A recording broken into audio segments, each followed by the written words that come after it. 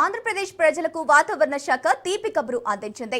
రాష్ట్ర వ్యాప్తంగా ఎప్పుడెప్పుడా అని ఎదురు చూస్తున్న నైరుతి రుతుపవనాలు ఏపీలోకి ప్రవేశించాయి.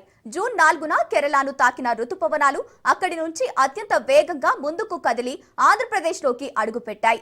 రాబోయే కొన్ని రోజుల్లో ఇవి దక్షిణ కోస్తా జిల్లాలతో పాటు రాయలసీమ ప్రాంతమంతటా విస్తరించేందుకు వాతావరణ పరిస్థితులు పూర్తిగా అనుకూలంగా ఉన్నాయని అధికారులు వెల్లడించారు.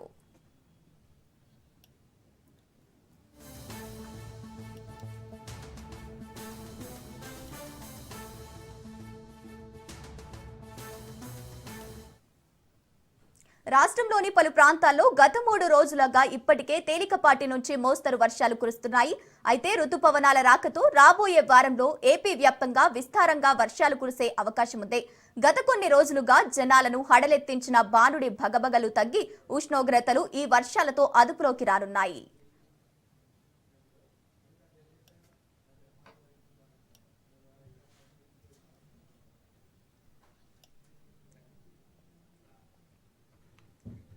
ఇక మరోవైపు రుతుపవనాల ప్రవేశంతో రైతన్నల్లో ఆనందం వ్యక్తమవుతోంది.